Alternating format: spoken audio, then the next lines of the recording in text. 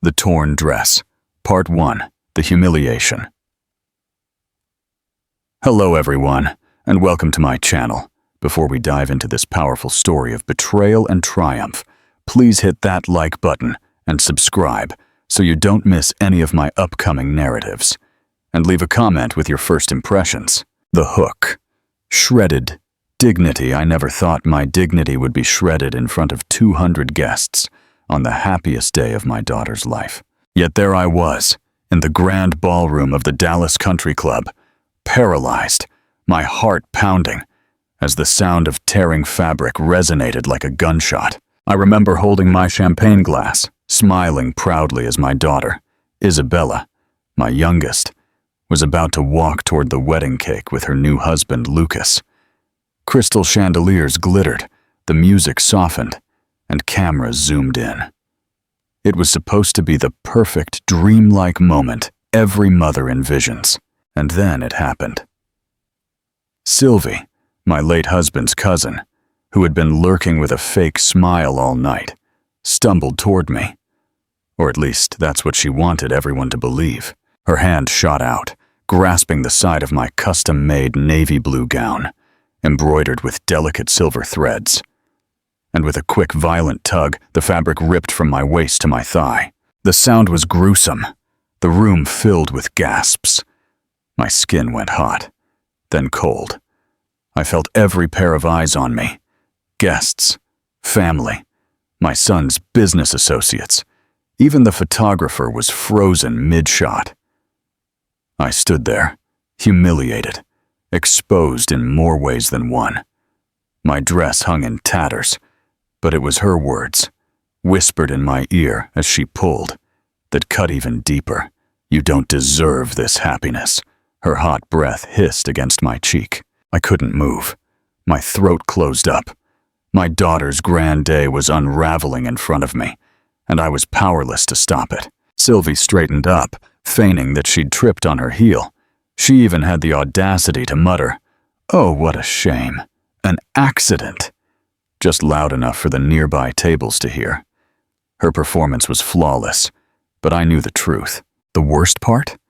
She wanted me to stay silent, to swallow my shame so she could walk away unscathed. But what she didn't expect was that my sons were watching. Manuel, Ricardo, and Alexander.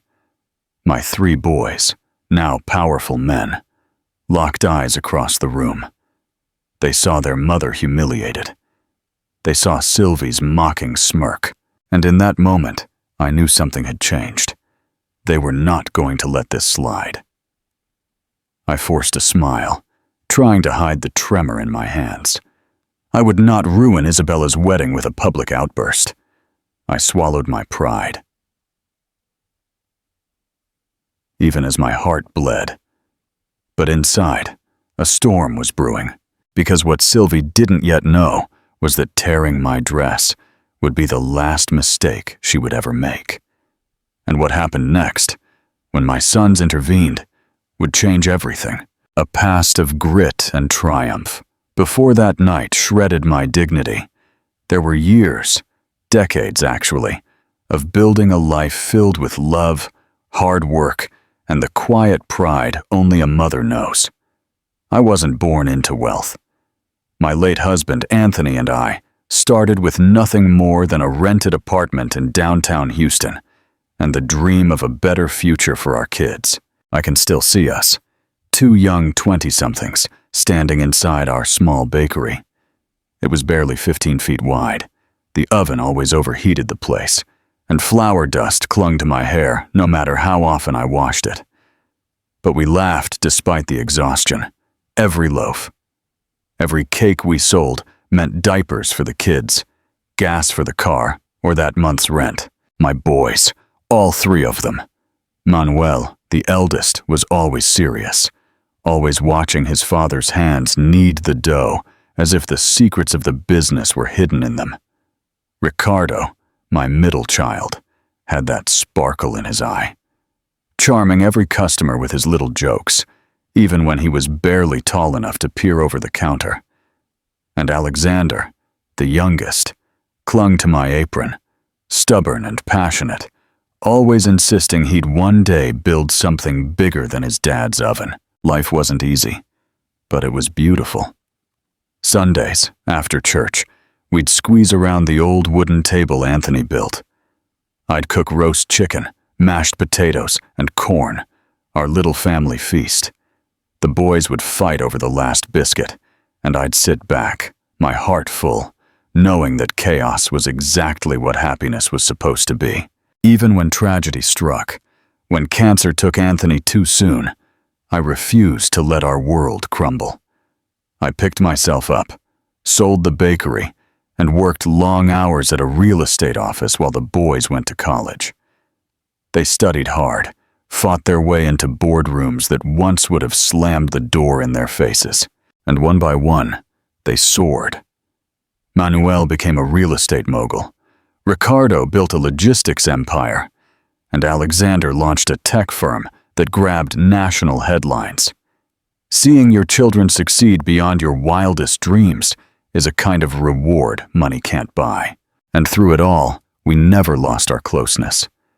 Every Christmas, every New Year, they came home, filling the house with laughter, bringing stories of closed deals, and wrapping their arms around me, reminding me that I was still their mother before anything else. So when Isabella, my youngest, announced she was getting married, I felt life had come full circle. My daughter, the baby of the family, walking down the aisle, dressed in white. I poured months into planning every detail. This wedding wasn't just her moment, it was ours. A celebration of survival, of love, of everything Anthony and I had built. I wanted to look my best that day, not out of vanity, but because I wanted my children to see me radiant, strong, still standing after all these years. That was the dream. But dreams, as I would soon learn, can be shredded in seconds. Have you ever encountered someone who, instead of sharing your joy, seemed to feed off your happiness? What do you think is the real root of Sylvie's toxic envy? Comment your theories below, and be sure to subscribe. Part 2 reveals the poisonous history. The Torn Dress. Part 2. The Poisoned Envy, the Venomous History, with Sylvie. The first cracks started to show long before the wedding even began. When Isabella's fiancé slipped the engagement ring onto her finger, I cried harder than she did. Not because I was sad, but because I could see her father's smile in that moment, even though he's been gone for over 20 years. My little one, the baby who used to curl up on my lap, was finally going to have her own happily ever after. I threw myself into planning the wedding as if it were my personal mission. My sons insisted I deserved something special too. "Mom, you're not just a guest at this wedding," Manuel told me. "You're the matriarch. You need to look the part." So we chose the gown together, the navy blue one with the silver embroidery. For weeks it hung in my closet, waiting for its moment. Sylvie, my husband's cousin, suddenly reappeared in my life with unusual enthusiasm. She called often, asking about the preparations. "Do you need help with the flowers? Should I talk to the caterer?" At first, I thought she was trying to be kind. I wanted to believe people could change. She came with me to the florist one afternoon, praising every choice I made. "Eleanor, you have such exquisite taste," she complimented with a wide, sickly sweet smile. Looking back, I realize how naive I was. Beneath every compliment was an undertone I ignored. When she saw the guest list, her eyes narrowed. When she saw my sons compliment me, her lips tightened. And when she touched the fabric of my dress during a fitting, her fingers lingered a little longer than normal. I let it slide. I wanted peace, not suspicion. Isabella's happiness mattered more than old grudges. But Sylvie wasn't softening. She was sharpening her knife. I remember the first time Sylvie came to me for help, shortly after Anthony passed away. She showed up at my door crying, saying her husband had lost his job. I didn't hesitate. I wrote her a $2,000 check, money I barely had, because family was sacred to me. There were other times, too. When her son dropped out of college, she begged me to convince Manuel to get him a job at his firm. Manuel agreed out of respect for me, but the boy was always late and was fired within weeks.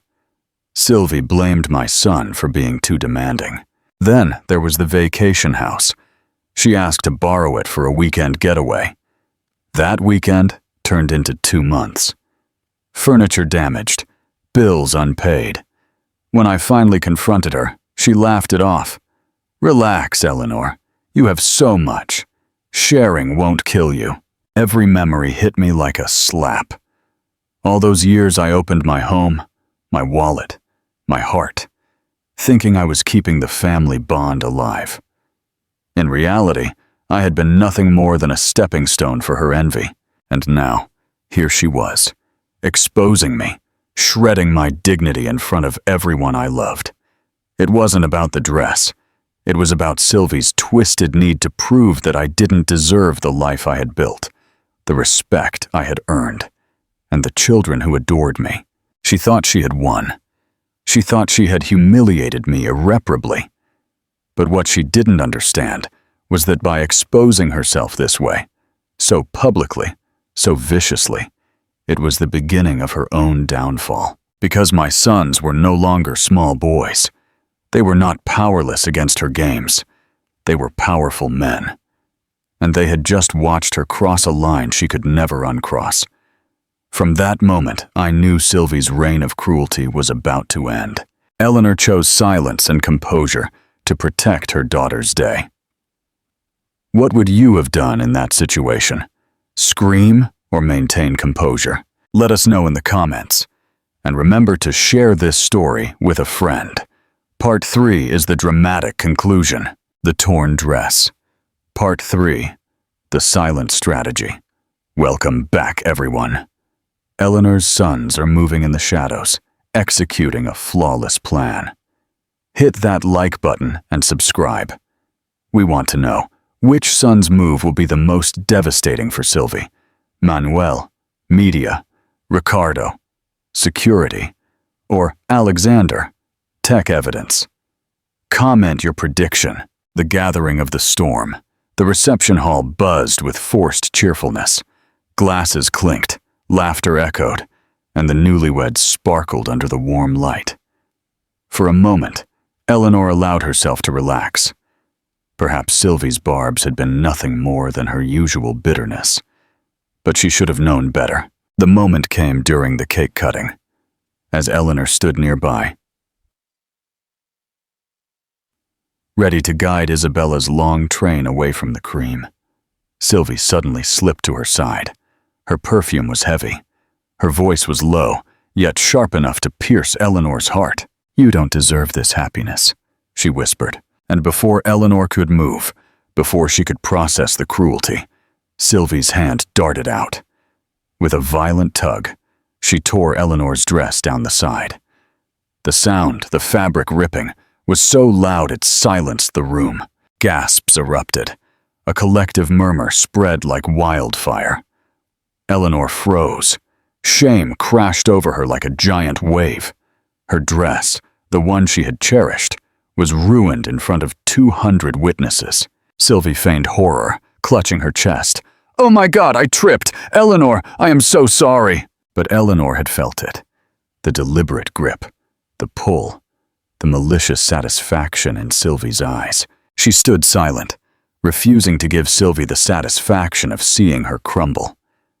What Sylvie didn't realize, however, was that she had crossed a line from which she could never return. And Eleanor's sons had seen everything. The quiet, coordinated revenge. Eleanor chose silence, but her sons did not. I watched from my seat as they exchanged glances. Subtle, sharp, unspoken. Years in boardrooms and negotiations had trained them to be men of action, men who knew when to speak and when to move in the shadows. That night, they moved silently. Manuel, the media mogul. He excused himself from the table, pulling out his phone. He had contacts with the top media outlets in Dallas, reporters who owed him favors. He was controlling the narrative before it spun out of control. If whispers painted Eleanor as vain, Manuel would ensure the truth had its stage. Ricardo, the strategist. He leaned casually in his chair, his eyes scanning the room. He caught the attention of the event manager. With a discreet nod, Ricardo signaled the security team. Without a scene or a fuss, Ricardo gave quiet instructions. He wasn't going to let Sylvie slip away before her act could be exposed for what it was. Alexander, the tech genius. His world was technology and data. While guests laughed nervously and drank champagne, Alexander was already connecting with the venue's audio-visual team. The ballroom had security cameras, and Alexander knew how to access the footage faster than anyone. His jaw was set. His determination was unmistakable. He was going to find the proof. Anna, the loyal ally. My daughter-in-law, Anna, played her role impeccably. She stayed close, offering gentle smiles, while her phone recorded every detail. When Sylvie laughed too loud, reveling in the attention of those who pitied me, Anna's camera captured it all. Every sneering smile, every calculating glance. It was all evidence. And Sylvie, she had no idea. She floated through the room like a queen, drinking champagne, feigning sympathy. She thought she had won. What she didn't see were the silent moves happening just beyond her awareness, the pieces being locked into place. Eleanor remained seated, her torn dress hidden under the tablecloth, her face calm.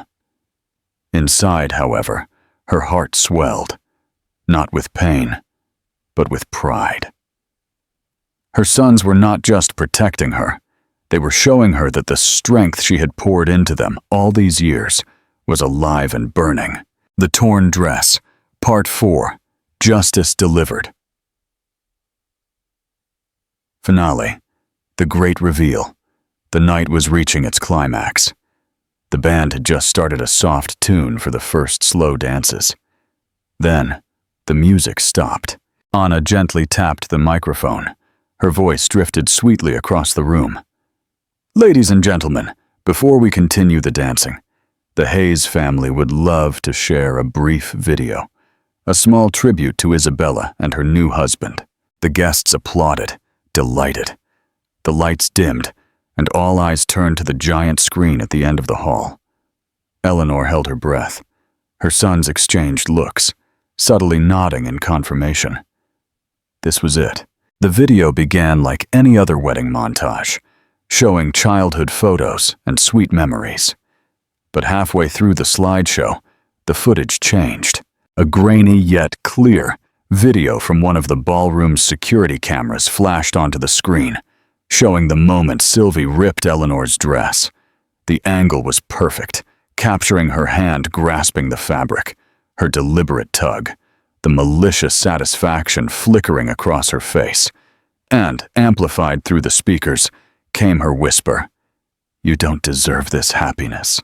A collective gasp swept through the crowd. The polite fiction Sylvie had spun, that she had stumbled, was instantly annihilated. And there she was, frozen in the harsh glare of the truth. Her smile vanished. Anna stepped away from the microphone, her smile calm, her voice firm. Family should support one another. Tonight, let's celebrate love, not envy.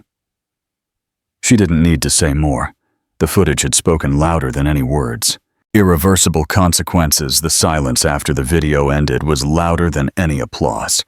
Every eye in the room turned, not toward Eleanor, but toward Sylvie.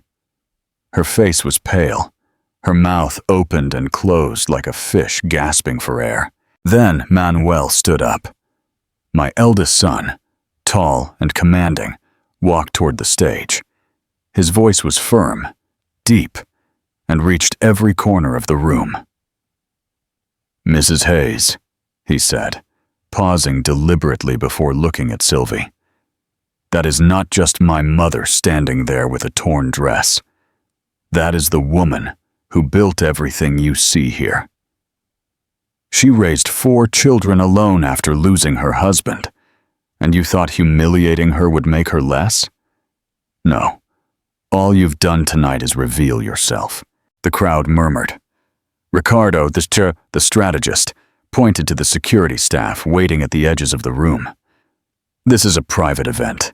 You were invited as family, but after what you've done, you are no longer welcome here. Security, escort her out. Gasps followed his words. Sylvie stumbled backward. You can't do this! I'm family!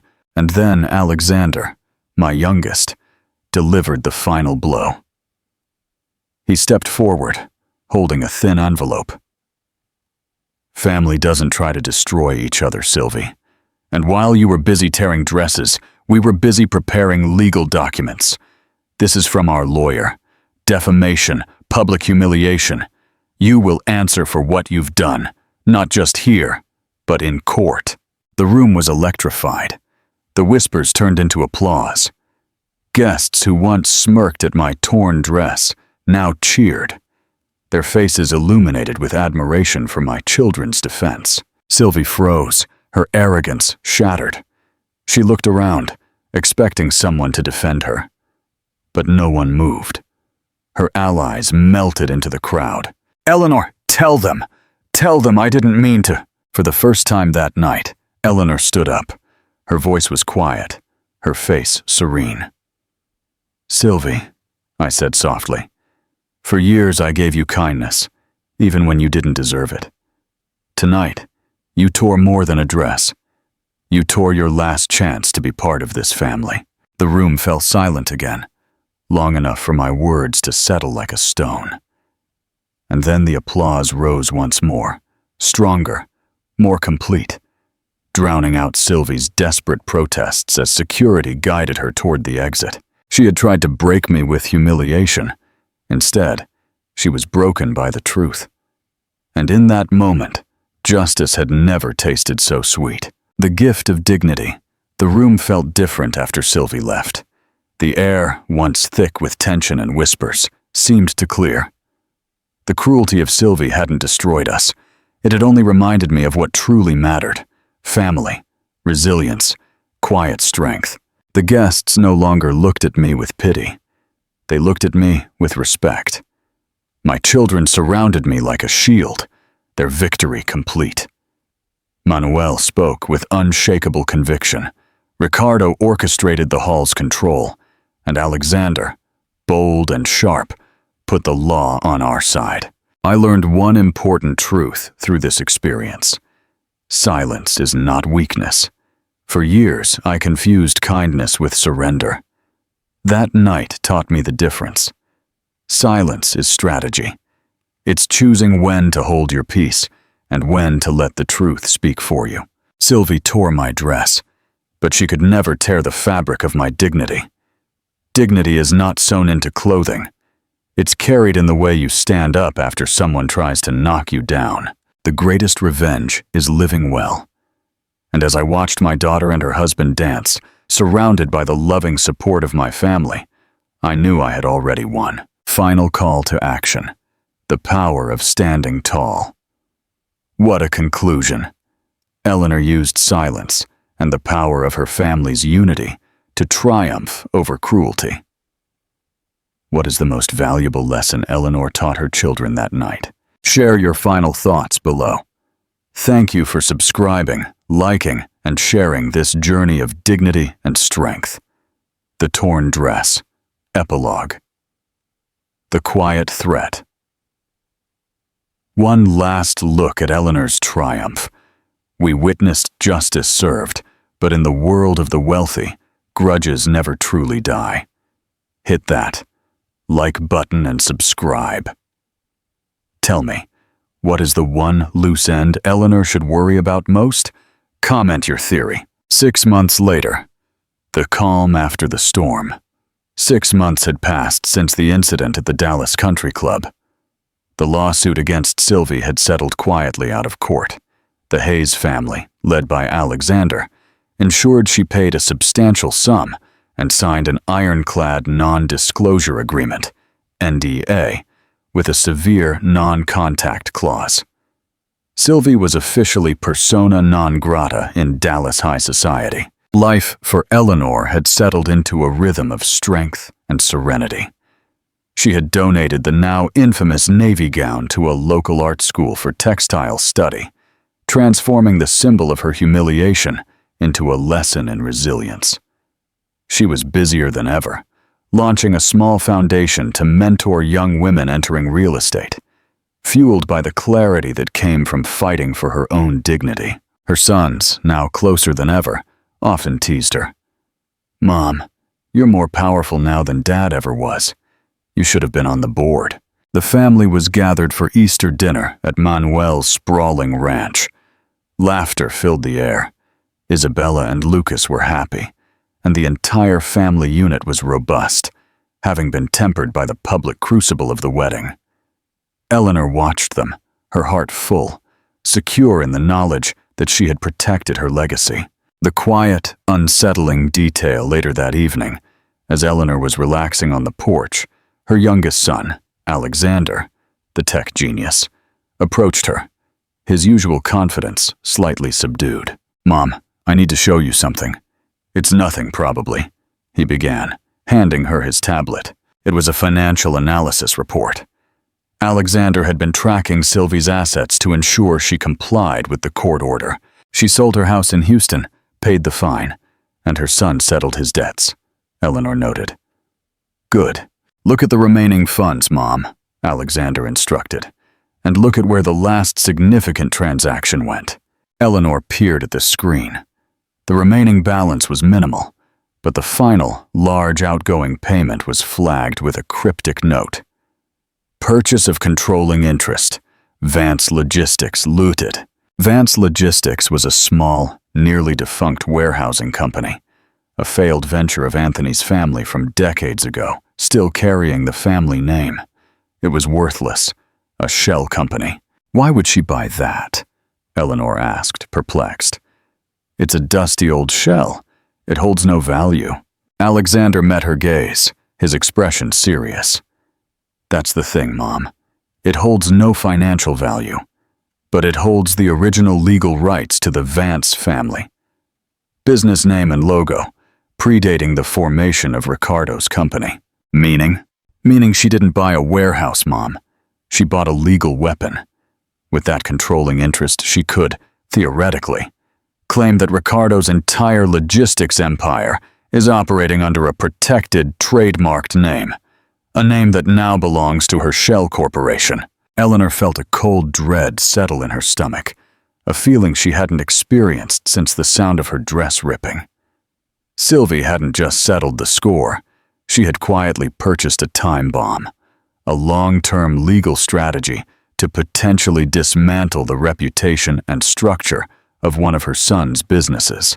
"She signed the NDA," Eleanor whispered. "The NDA only covers her behavior, Mom. It doesn't cover her business assets. She's playing a completely different game now." Alexander's voice was grim. "This isn't just about money anymore. It's about legacy, and she's coming for ours, legally and quietly." Eleanor looked out at the tranquil Texas night, the familiar security of her victory dissolving into uncertainty. Sylvie was gone, but the poison she left behind was far more calculated than a mere torn dress. The real war, the slow, corporate war for everything they had built, was just beginning. The open ending. Eleanor straightened her shoulders, the same movement of quiet determination she'd made in the ballroom. She smiled, but it was the smile of a general preparing for a long siege. "I think," she said, handing the tablet back to Alexander, "it's time for Ricardo to start checking the corporate bylaws of Vance Logistics Limited. We didn't just teach Sylvie a lesson, we taught her how to fight dirty. Now, let's see which family lawyer is the sharpest." The battle for the Hayes family was over. The war for the Vance legacy had just begun. Final call to action. The new threat, what an ending. Sylvie is back with a devastating legal maneuver. What should Eleanor's first strategic move be? Should she buy back the shell company?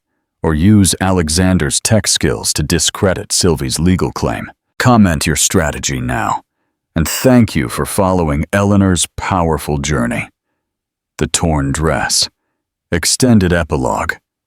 The counter strategy. The Hayes family is fighting back. Sylvie threw the first punch in this corporate war. Hit that like button and subscribe. Tell me, which brother's specialty? Real estate, Manuel, logistics, Ricardo, or tech, Alexander, will be the key to neutralizing Sylvie's legal weapon? Comment your predictions. The Midnight War Council, the tranquil atmosphere of Manuel's ranch was shattered, replaced by the electric tension of a high-stakes corporate negotiation. Eleanor gathered her 3 sons in the study. The remnants of Easter dinner were forgotten. Their focus was sharp, cold, and unified. She didn't just buy a shell company, Eleanor stated, tapping the screen showing the transfer of Vance Logistics Limited. She bought leverage to hold Ricardo's empire hostage. This isn't about money. It's about humiliation and control. Ricardo, the logistics CEO whose company bore the family name, leaned forward, his usual calm demeanor strained. She knows the legal intricacies of the original founding documents. The moment we use the name Vance on a new contract, she could file an injunction, freeze our assets, and claim trademark infringement. Manuel, the real estate mogul and the family's public face, spoke next. We can't let her control the narrative again. If this hits the press, it's not a legal dispute. It's the disgraced cousin takes down the billionaire sons. We need to be surgical. Alexander, the tech expert, was already running diagnostics. Vance Logistics is defunct. No active servers, no real assets. It's literally just a name on paper. But that paper is legally watertight, Mom. The 3-pronged attack. Eleanor looked at her sons. This was the moment their combined strength, the legacy of hard work Anthony and she had instilled, would be tested. Ricardo, the legal tactic. I need to stall. I will legally rename my existing operational entity to Hayes Global Transport tomorrow. It's a massive upheaval, but it protects our existing contracts from immediate injunction. The legal fight for the Vance name can happen separately. Manuel, the financial pressure. Sylvie needs money to fund a long corporate lawsuit. I'll engage 2 major banks where she still holds small accounts. Not to violate the NDA, but to simply tighten her available credit lines. We make it very expensive for her to hire the aggressive legal counsel she needs. Alexander, the technological counterstrike. Mom, Ricardo's right. The shell company is just a name. But every active, functioning company needs infrastructure, digital records, accounting software, communication logs. I'm going to task my security team with a deep forensic sweep of the Vance Logistics public record trail. We're looking for any instance of financial impropriety, tax violations, or hidden assets that she might have used in the past to fund the purchase. We find the dirt, and we force a clean trade. Eleanor smiled, a cold, satisfied expression. Sylvie used corporate bylaws to attack our family. We will use corporate compliance, financial pressure, and legal speed to dismantle her weapon before she can fire it. The enduring threat. The brothers immediately went to work, turning the quiet study into a command center. Phone calls were made to senior partners and top forensic accountants. The new war had begun, and it was fought with legal papers, IP addresses, and quiet banking maneuvers. Eleanor watched them, feeling an immense, powerful pride. Sylvie had succeeded in proving one thing, that she would never stop trying to destroy the Hayes family. But in doing so, she had forced them to become stronger, faster, and more unified than ever before. Eleanor walked over to the portrait of her late husband, Anthony, hanging over the fireplace. They didn't just tear the dress, my love, she thought. They started a war for the name we built. And this time, we are finished playing nice. Final call to action. The next phase. The Hayes family has launched its counterattack. What do you predict will be the crucial error Sylvie makes that allows Alexander's tech team to finally corner her? Comment your strategy for cornering Sylvie, and thank you for following this exciting story. Tuyet Voi. Tôi rất vui vì bạn thích diễn biến của cuộc chiến pháp lý mới này. Gia đình Hayes đang thể hiện sức mạnh đáng kinh ngạc. The torn dress, the grand finale, the unbroken legacy. The final battle is here. The Hayes family has launched their counter strategy. Hit that like button and subscribe for the powerful, meaningful conclusion to Eleanor's story. Tell me, what is Eleanor's true, untouchable victory? Comment below. The end of the corporate war. The corporate war with Sylvie lasted 3 tense months. It wasn't fought with dramatic boardroom confrontations, but with the quiet, relentless pressure applied by the Hayes brothers. Alexander's tech team found the crucial error. Sylvie, in her haste to secure the Vance Logistics trademark, had used a private, unfiled LLC to purchase the company. And that LLC had an outstanding minor tax violation that was easily traceable. Manuel's financial pressure ensured that when the tax violation was flagged, Sylvie couldn't afford the legal fees required to fight Alexander's inevitable discovery motion. Ricardo, having legally protected his main entity as Hayes Global Transport, had completely isolated the core business from the trademark claim, rendering Sylvie's initial weapon effectively useless. Cornered, exposed, and facing potential ruin from the tax violations and the lingering threat of the defamation lawsuit, Sylvie was forced to concede. The Hayes family bought back the worthless Vance Logistics Lutador's shell for a nominal fee, securing their name once and for all. The settlement was swift and absolute. Sylvie received nothing and was permanently banned from any legal or business contact with the entire Hayes family. The quiet victory. Crisp afternoon, Eleanor stood in her home study, a room filled with photos of her children and her late husband, Anthony. Ricardo entered, holding a single framed document. "It's signed, Mom," he said quietly, handing her the document. "The full transfer of the Vance Logistics trademark is complete. The name is ours, legally and forever. Sylvie is gone." Eleanor took the document. It wasn't the signature or the official seal that mattered. It was the symbolic weight of the piece of paper. The name they had fought for was finally safe. "Thank you, darling," she said, her voice thick with emotion. "You all fought that war perfectly. Your father would be so proud."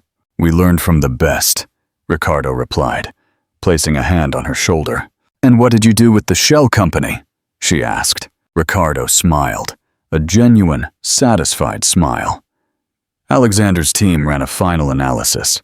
Since the name is no longer toxic, we decided to activate it. Vance Logistics Ltd. is now a non-profit endowment. It will fund college scholarships for students from low-income families in the Houston area, starting with students whose parents work in the service industry. Like the old neighborhood bakery, tears welled in Eleanor's eyes. They hadn't just defeated Sylvie, they had redeemed the Vance name and transformed an instrument of malice into a legacy of kindness. The unbroken thread. That evening, Eleanor found herself alone, standing in front of her closet.